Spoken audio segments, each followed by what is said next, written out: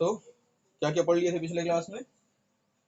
Electric field lines और Gauss theorem. तो आज थोड़ा सा रिवाइंड कर लेते हैं क्योंकि शायद, हाँ, गॉस थ्योरम अभी प्रूविंग बतानी थी गॉस थ्योरम की, और एप्लीकेशंस बताने थे। ठीक है, तो गॉस थ्योरम के बारे में स्टेटमेंट मैंने समझा दिया था कि गॉस थ्योरम होता क्या है। गॉस थ्योरम किस पे एप्लीकेबल होता था? जब हम क्लोज सरफेस की बात करते हैं, क्लोज चार्ज इनक्लोज जितना होता है उससे पास करने वाला कोई भी फ्लक्स जो होगा, जो total flux passing through a close surface is equals to the, इसके बराबर होता है बेटा, क्यू अपॉन एप्सिलॉन नॉट के बराबर। क्यू अपॉन एप्सिलॉन नॉट के बराबर टोटल फ्लक्स होता है।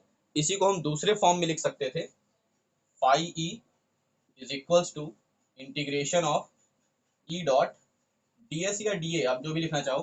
कोई कई बुक्स में एस लिखा होता है, कई बुक में ए लिखा होता है। फिलहाल मैं ए लिख रहा हूँ, ए फॉर एरिया। ये किसके बराबर होगा? ये बराबर होगा क्यू अपॉन एप्सिलॉन नॉट के। यही पढ़ाया था, यही बताया गया था ना, संडे को क्लास लिया था इसमें, संडे को क्लास लिया गया था। कुछ लोग ज्वाइन किए थे, कुछ लोग ज्वाइन नहीं किए थे, पता नहीं क्यों नहीं किए थे। ये तो ईश्वर जाने और वो जाने। फिलहाल क्यू अपॉन एप्सिलॉन नॉट ये फॉर्मूला था total flux passing through a surface से। अब पढ़ना था आज के दिन में proving of Gauss theorem. Gauss theorem की प्रूव करना था, यानी गॉस थ्योरम की प्रूविंग कैसे होगी ये हमें देखना था। प्रूविंग ऑफ गॉस थ्योरम, और उसके बाद हम लोग चलेंगे, जंप करेंगे किस पर? एप्लीकेशंस ऑफ गॉस थ्योरम पर। जल्दी जल्दी आज कंप्लीट करते हैं। आज इसकी फर्स्ट चैप्टर की आज लास्ट क्लास होगी थ्योरी की। ठीक है, कल से हम लोग न्यूमेरिकल पर आ जाएंगे, इस चैप्टर की न्यूमेरिकल सॉल्व करेंगे। सबसे पहले एनसीईआरटी के न्यूमेरिकल सॉल्व करेंगे।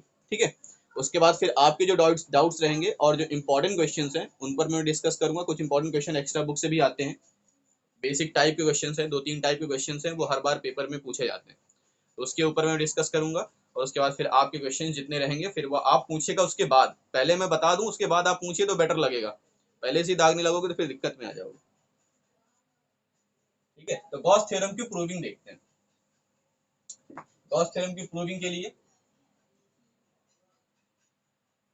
प्रूविंग ऑफ गॉस थ्योरम देखिएगा, लेट करते हैं कि एक चार्ज है, ये है प्लस क्यू चार्ज, और ये एक सरफेस पे रखा हुआ है, कहीं स्पेस में रखा हुआ है।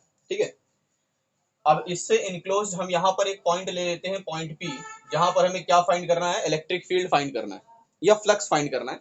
ऐसा समझो कि फ्लक्स फाइंड करना है, या फिलहाल अभी हम इलेक्ट्रिक फील्ड फाइंड करेंगे, फ्लक्स फिर आ जाएगा बाद में।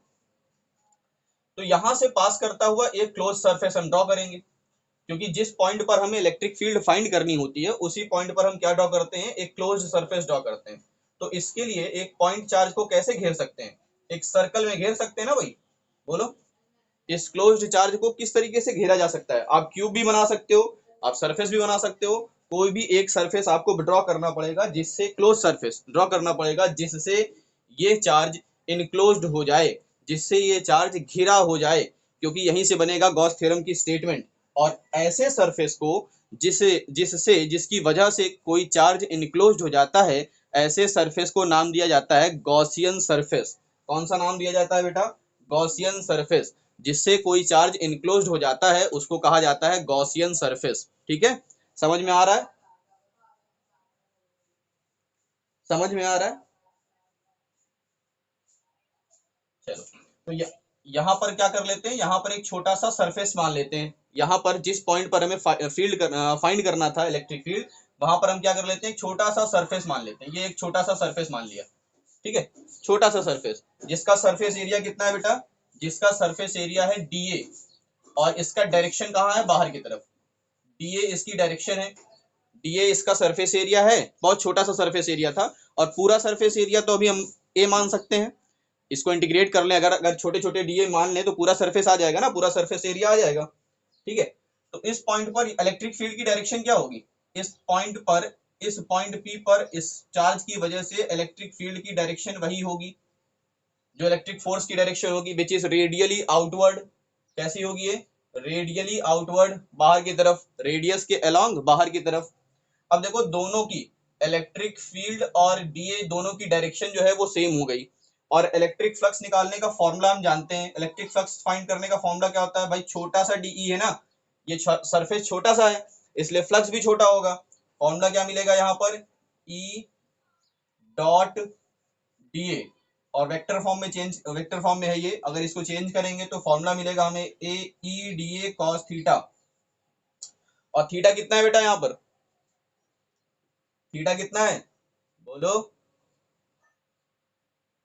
थीटा कितना है, थीटा है बेटा 0 डिग्री, थीटा कितना है 0 डिग्री, क्यों, क्योंकि ई और ए दोनों एक ही डायरेक्शन में है, ई और ए दोनों एक ही डायरेक्शन में है, ठीक है। तो हमें फ्लक्स कितना मिलेगा, छोटा सा फ्लक्स, इस सरफेस से पास करने वाला फ्लक्स कितना मिला, इस सरफेस से पास करने वाला फ्लक्स मिला ई डी ए, क्योंकि cos 0 की वैल्यू 1 होती है। अगर हम टोटल फ्लक्स निकालें तो हमें क्या करना पड़ेगा, हमें टोटल फ्लक्स निकालना है, तो टोटल फ्लक्स के लिए क्या करना पड़ेगा, इंटीग्रेट करना पड़ेगा, किसको इंटीग्रेट करना पड़ेगा, तो डी फाई ई को इंटीग्रेट करना पड़ेगा, छोटे छोटे फ्लक्स जोड़ लीजिए, तो इंटीग्रेशन ऑफ क्या मिल जाएगा, ई डी ए, अब ई तो फिक्स हो गया, इंटीग्रेशन ऑफ क्या हो गया, डी ए हो गया, और ये क्या है, फाई ई है। अगर हम अकॉर्डिंग टू गॉस थ्योरम जाएं तो गॉस थ्योरम के अकॉर्डिंग क्या होता है, क्यू अपॉन एप्सिलॉन नॉट, अभी देखते हैं, प्रूफ करते हैं क्यू अपॉन एप्सिलॉन नॉट कैसे आएगा। तो बताओ, इस पॉइंट चार्ज की वजह से अगर ये पॉइंट पी आर डिस्टेंस पर है, किसी का माइक ऑन होगा,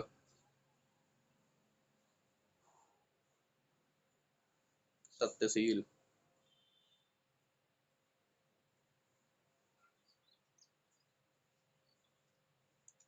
अब ठीक है बेटा,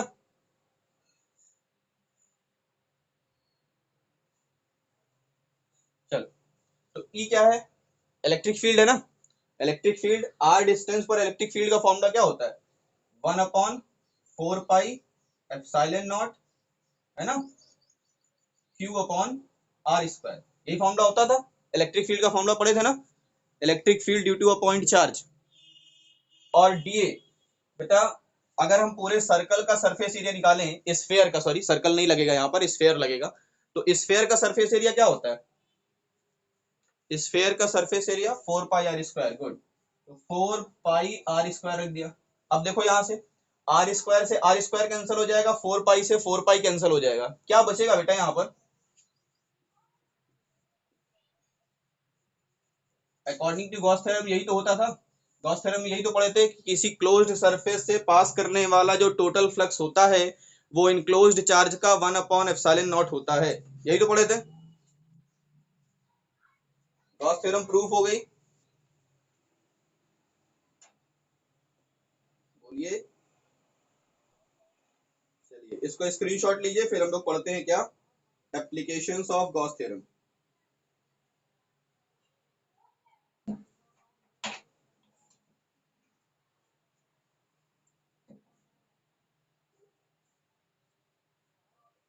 रफ करें इसको,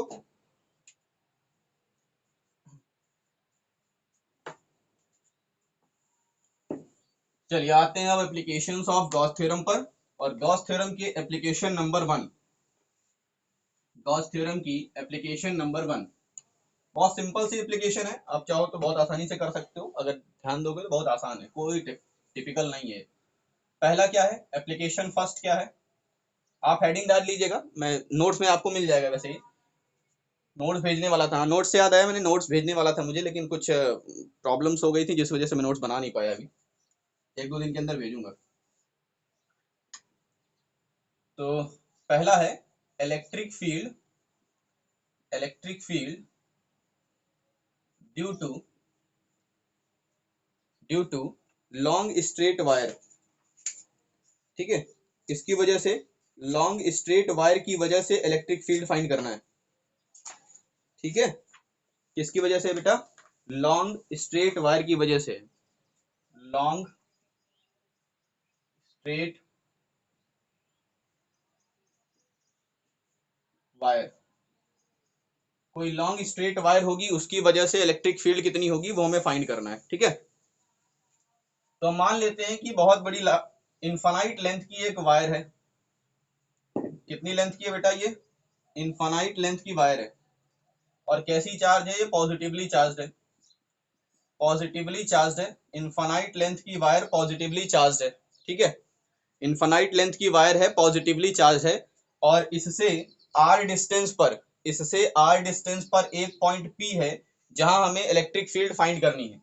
इससे r डिस्टेंस पर एक पॉइंट P है जहां पर हमें क्या फाइंड करना है, इलेक्ट्रिक फील्ड फाइंड करना है।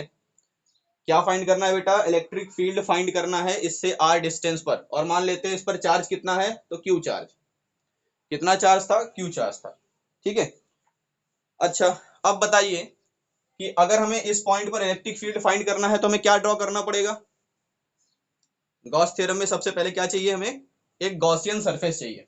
अगर हमें इस पॉइंट पर इलेक्ट्रिक फील्ड फाइंड करना है तो इस पॉइंट से पास करने वाला एक ऐसा सरफेस ड्रॉ करना है जो इस चार्ज को इनक्लोज कर दे, इस चार्ज को इनक्लोज कर दे। तो हमें क्या करना पड़ेगा, जितनी बड़ी लेंथ ये रॉड की है उतनी इनफाइनाइट लेंथ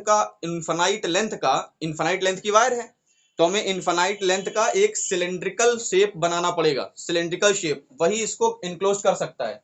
बताइए, इसके अलावा आप इसको किसी दूसरे शेप में इनक्लोज कर सकते हैं किसी वायर को, बोलिए।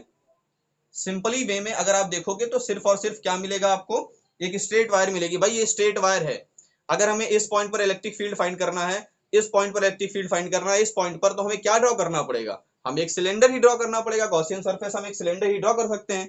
तो सिलेंडर कैसे ड्रॉ करेंगे, देखो इनफाइनाइट लेंथ का एक सिलेंड्रिकल गॉसियन सरफेस ड्रॉ करेंगे। कैसा सरफेस होगा बेटा, सिलेंड्रिकल गॉसियन सरफेस। ठीक है, इसमें किसी को कोई दिक्कत तो नहीं होनी चाहिए थी मेरे ख्याल से। सिलेंड्रिकल गॉसियन सरफेस हमने ड्रॉ कर लिया, सिलेंड्रिकल गॉसियन सरफेस हमने ड्रॉ कर लिया। अब हम क्या करेंगे, इस पॉइंट पर देखेंगे तो इस पॉइंट पर क्या मिल सकता है, एक छोटा सा सरफेस एरिया ले सकते हैं। इस पॉइंट पर एक छोटा सा सरफेस एरिया ले लेते हैं और इस छोटे से सरफेस एरिया की डायरेक्शन बाहर की तरफ होगी। प्रीवियस क्लास में मैंने डायरेक्शन बताना सिखाया था आपको, किस तरह से आप डायरेक्शन फाइंड कर सकते हो। अगर ये सरफेस एरिया है तो इसका एरिया डायरेक्शन कैसे होगा, इसका डायरेक्शन कुछ ऐसे होगा, ऐसे सरफेस एरिया से बाहर की तरफ, ये इसकी डायरेक्शन होती है। ठीक है, तो भाई डीए इसका सरफेस एरिया हो गया। अब बताइए, अगर हम बात करें इतने सिलेंड्रिकल, हमने सिलेंडर इतना ही बनाया है ना, रॉड तो इनफाइनाइट लेंथ की है, रॉड तो इनफाइनाइट लेंथ की है, लेकिन हमने सिलेंडर तो सिर्फ इतना ही बनाया है ना, सिलेंडर सिर्फ इतना ही बनाया है और रॉड कितना है, इनफाइनाइट लेंथ की है। अब क्या करें, अब क्या करें बेटा, तो पूरी रॉड अगर एल लेंथ की है, अगर पूरी रॉड एल लेंथ की है मान लीजिए, और उस पर क्यू चार्ज है, अगर पूरा चार्ज Q है, पूरा चार्ज Q है और लेंथ जो है वो L है, अगर लेंथ L है तो मुझे ये बताइए कि लीनियर चार्ज डेंसिटी क्या होगा, लीनियर चार्ज डेंसिटी क्या होगा बेटा, लीनियर चार्ज डेंसिटी कितनी होगी, Q अपॉन L होगी, Q अपॉन L होगी, क्योंकि charge in per unit length क्या होता है, लीनियर चार्ज डेंसिटी होती है। तो अगर हम सिर्फ इतनी छोटी सी लेंथ ले लें, इतनी छोटी सी लेंथ लें और इतना छोटा सा चार्ज ले लें, तो यहाँ पर छोटा सा चार्ज dq होगा, कितनी लेंथ पर, भाई लैम्डा भी तो क्या होगा, q इज इक्वल टू क्या आ जाएगा, लैम्डा एल आ जाएगा। q इज इक्वल टू क्या आ जाएगा, लैम्डा एल, है ना बेटा, बोलो। ठीक है, इतने में सबको समझ में आ गया है, q is equal to lambda L होगा।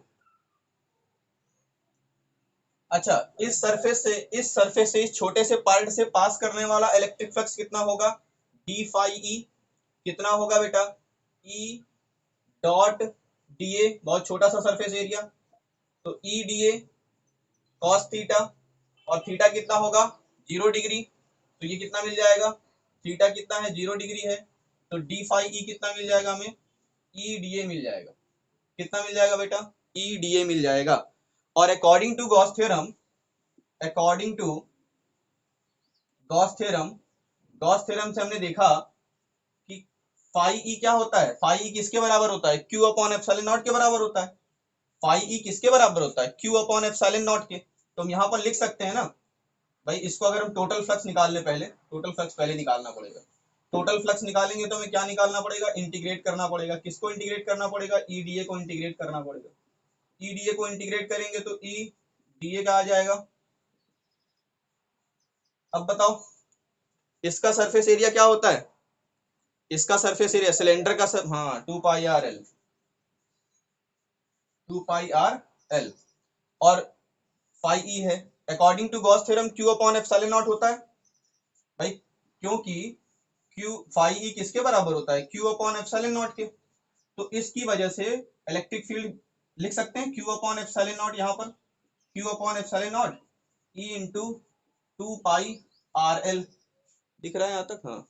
तो E इज इक्वल टू कितना मिलेगा, E इज इक्वल टू कितना मिलेगा बेटा, ये 2 पाई आर एल नीचे आ जाएगा, तो 1/2 पाई एप्सिलॉन नॉट, देखो यहाँ पर 1/2 पाई एप्सिलॉन नॉट लिख दिया हमने, और यहाँ पर क्या आ जाएगा, Q अपॉन आर एल, क्या आ जाएगा, Q अपॉन आर एल। अब यहां से देखो तो हम ये L को, Q को क्या लिख सकते हैं, Q को लिख सकते हैं लैम्डा L, है ना, Q को क्या लिख सकते हैं, लैम्डा L लिख सकते हैं ना, रख दो यहाँ पर लैम्डा L रख दो, 2 एप्सिलॉन नॉट, यहाँ पर लैम्डा L लिख देंगे, डिवाइडेड बाय आर एल लिख देंगे, तो L से L कैंसिल हो जाएगा, 1/2 pi epsilon naught lambda upon R, या फिर इसको आप ये भी लिख सकते हैं 1/4 pi epsilon naught 2 lambda upon R. बोलो सही है,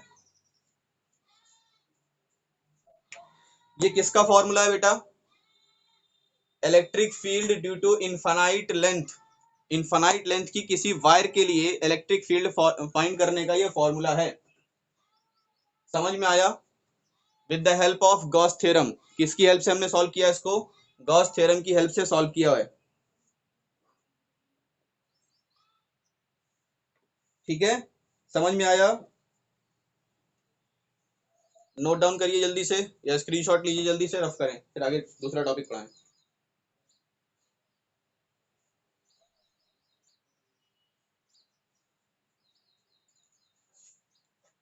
चलिए आगे बढ़ें।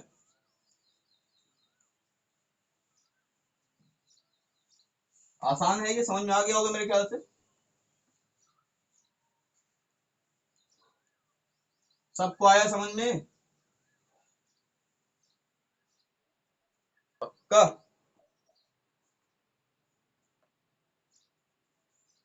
चलो दूसरा देते हैं, दूसरा पॉइंट, दूसरा application, electric field due to infinite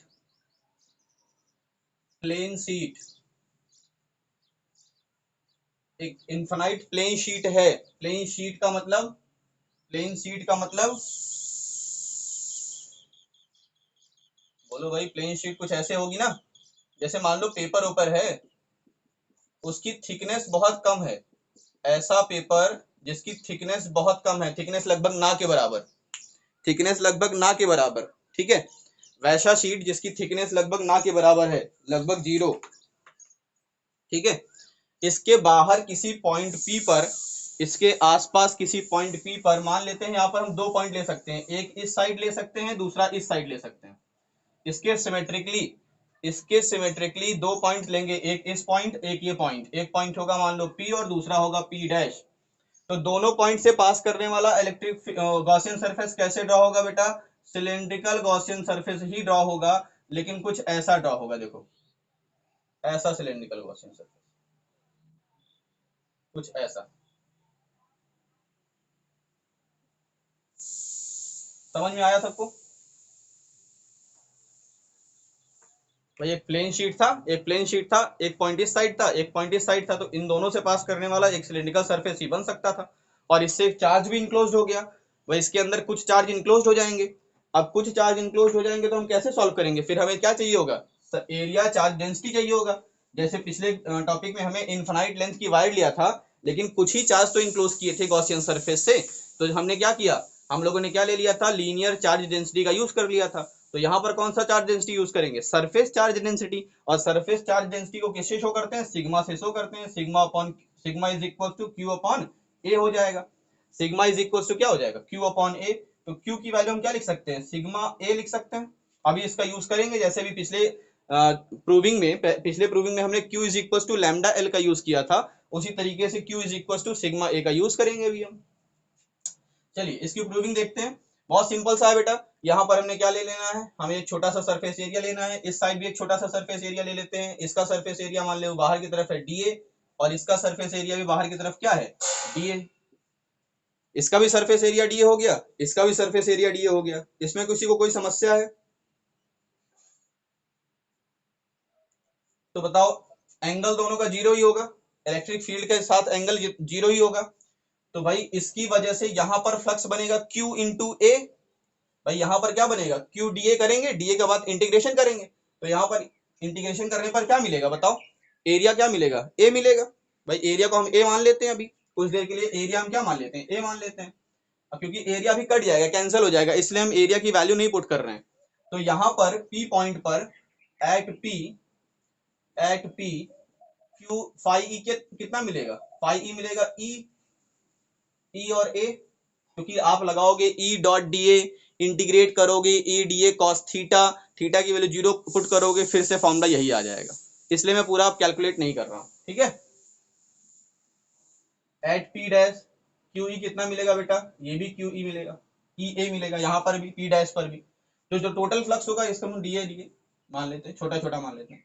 तो जो टोटल फ्लक्स होगा वो कितना होगा, दोनों का ऐड करने, दोनों का ऐड कर लें, क्योंकि ये कैसी क्वांटिटी होती है, फ्लक्स कैसी क्वांटिटी होती है, स्केलर क्वांटिटी। तो स्केलर क्वांटिटी में डायरेक्शन का तो कोई मतलब ही नहीं है, इस डायरेक्शन में है कि इस डायरेक्शन में है, क्या फर्क पड़ता है, डायरेक्शन से कोई मतलब ही नहीं है। क्या मिल गया हमें, ई ए। अब बताओ phi E, according to Gauss theorem, phi E किसके बराबर होता है, क्यू अपॉन एप्सिलॉन नॉट के बराबर। यहाँ पुट कर दो, तो Q upon epsilon naught is equal to क्या मिल जाएगा, 2 EA मिलेगा, 2 EA।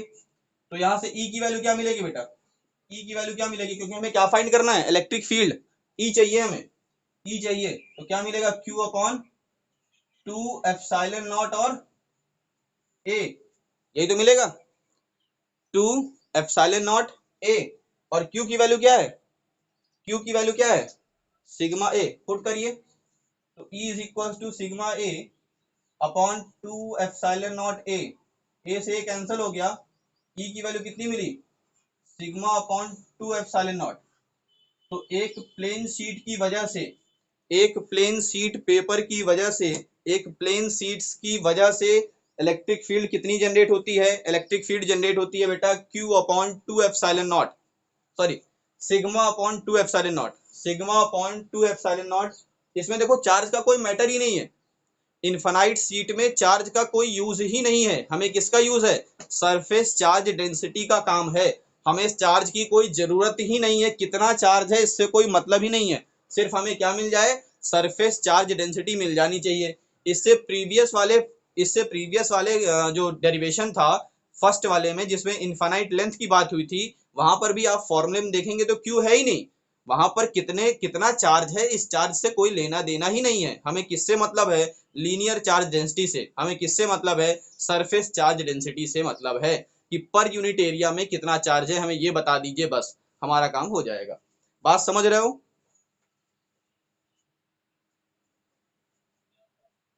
तो चार्ज की किसी में कोई जरूरत नहीं है, ठीक है। समझ में आ गया, स्क्रीनशॉट लिया इसका।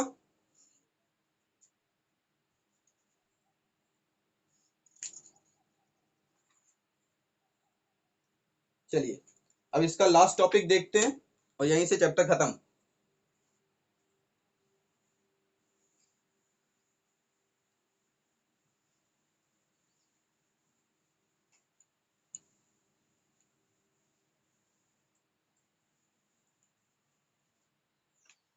Electric field due to two parallel sheets. अगर दो पैरेलल शीट्स होंगी तो इलेक्ट्रिक फील्ड कितनी होगी, इसका खासा यूज है आपके। नहीं, इन्फानाइट ही होगी, सब इन्फानाइट के लिए पढ़ रहे हैं, जितनी सारी चीजें पढ़ रहे हैं इन्फानाइट के लिए पढ़ रहे हैं, ठीक है। देखो दो सीट है, दो शीट है। अब ये दो शीट चार्ज जो हो सकती हैं, दो शीट जो हैं, अभी तक सिंगल सिंगल सीट ले रहे थे, अभी एक सिंगल सीट थी, एक सिंगल सीट की वजह से इलेक्ट्रिक फील्ड कितनी मिली थी बेटा, Q up sorry sigma upon 2 epsilon not, sigma upon 2 epsilon not एक सिंगल शीट की वजह से हमें इलेक्ट्रिक फील्ड दे रहा था। लेकिन अभी कितनी शीट है, दो शीट हैं, अभी दो पैरेलल शीट्स आ जाए। अब मान लो जैसे हमारे पास बैटरी है, बैटरी में दो शीट्स ही तो होती हैं, दो प्लेट ही तो होती हैं, एक प्लेट पॉजिटिव चार्ज होती है, दूसरी प्लेट नेगेटिव चार्ज होती है, तो उसकी वजह से इलेक्ट्रिक फील्ड कितनी बनेगी, यही है फॉर्मूला, समझ लो। ठीक है ना, समझ रहे हो।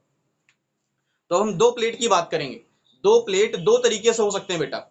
दो प्लेट या तो दोनों पॉजिटिव चार्ज हो सकते हैं, या तो दोनों नेगेटिव चार्ज हो सकते हैं, या फिर ऐसा हो सकता है कि एक पॉजिटिव चार्ज है दूसरी नेगेटिव चार्ज है। यही तो हो सकता है, इसके अलावा कोई कंडीशन हो सकती है तो बताओ मुझे, बताओ। तो या तो वो दोनों सेम चार्ज हो सकते हैं, यानी कहने का मतलब या तो दोनों पॉजिटिव या तो दोनों नेगेटिव। तो दोनों पॉजिटिव के लिए हम पढ़ेंगे, दोनों नेगेटिव के लिए वही आंसर होगा। ठीक ठीक है, दोनों पॉजिटिव के लिए जो आंसर होगा वही दोनों नेगेटिव के लिए आंसर होगा। बट एक पॉजिटिव हो जाए दूसरा नेगेटिव हो जाए तब भी कंडीशन पढ़ेंगे। तो हमें यहाँ पर दो कंडीशन पढ़नी है। एक तो तब पढ़नी है जब दोनों प्लेट्स जो है वो सेम कैटेगरी की होंगी, यानी सेम नेचर की होंगी। और एक कंडीशन तब पढ़ेंगे जब दोनों प्लेट्स अलग अलग नेचर की होंगी। ठीक है, तो अभी फिलहाल मैं ये पढ़ा रहा हूँ कि दोनों प्लेट्स अगर सेम नेचर की हो तब क्या होगा। तो मान लेते हैं कि दोनों प्लेट जो है वो कैसी हैं, पॉजिटिव चार्ज हैं।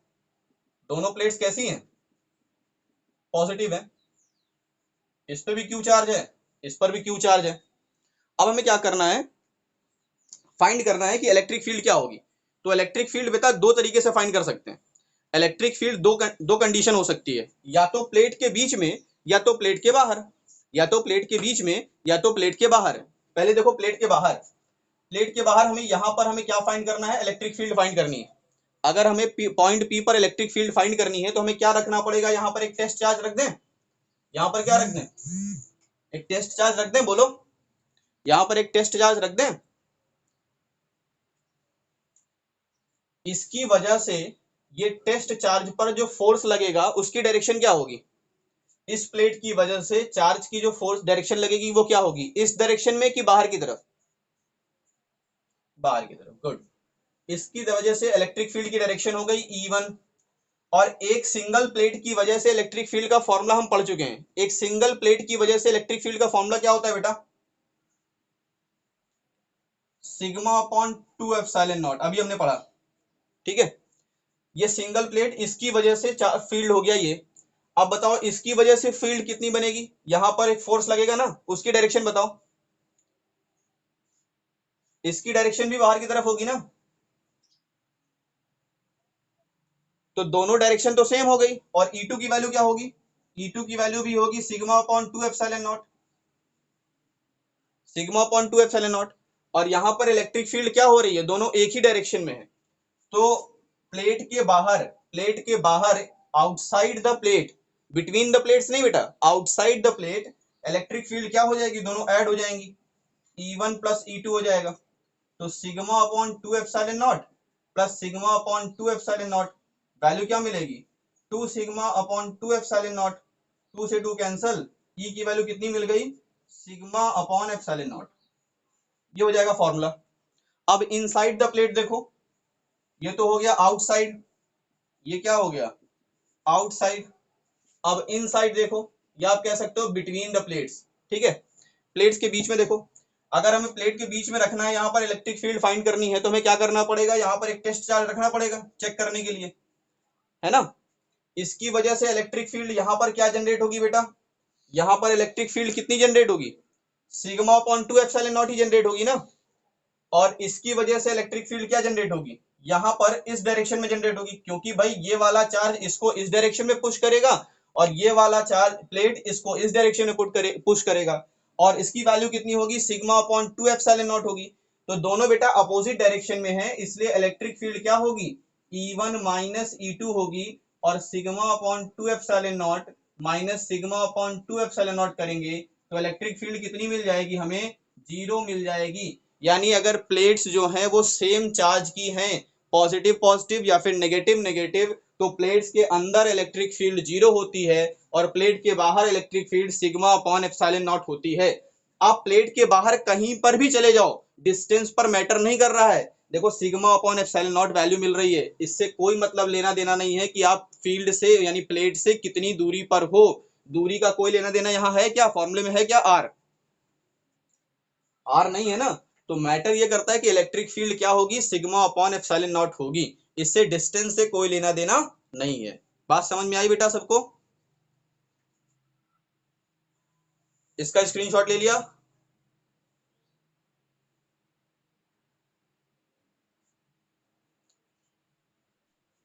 अब प्लेट की बात करते हैं जब अलग अलग चार्ज होगी तब।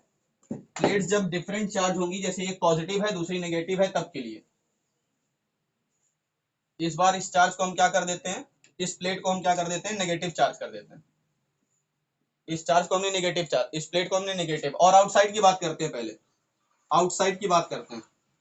तो बताओ बेटा, यहां पर हमें क्या रखना पड़ेगा, एक चार्ज रखना पड़ेगा। ये वाला प्लेट इसको क्या करेगा, इस डायरेक्शन में रिपल करेगा, और ये वाली प्लेट इसको अपनी तरफ अट्रैक्ट करेगा।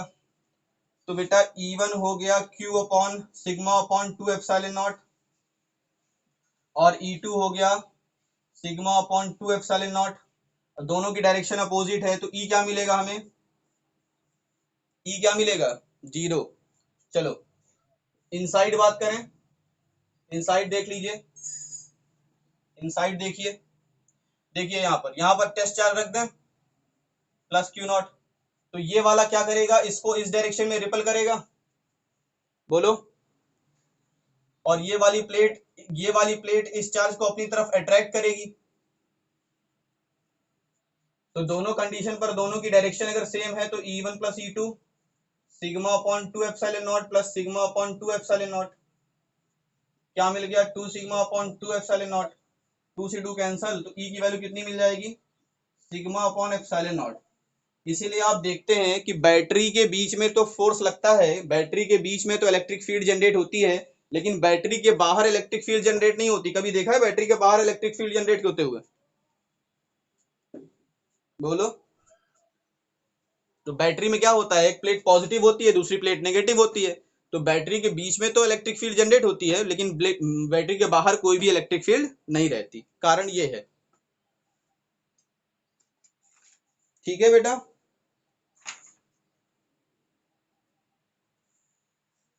समझ में आया। तो यहां से कहानी खत्म, फर्स्ट चैप्टर की कहानी यहां से खत्म होती है। ठीक है, कल से हम लोग इस चैप्टर की न्यूमेरिकल्स की बात करेंगे।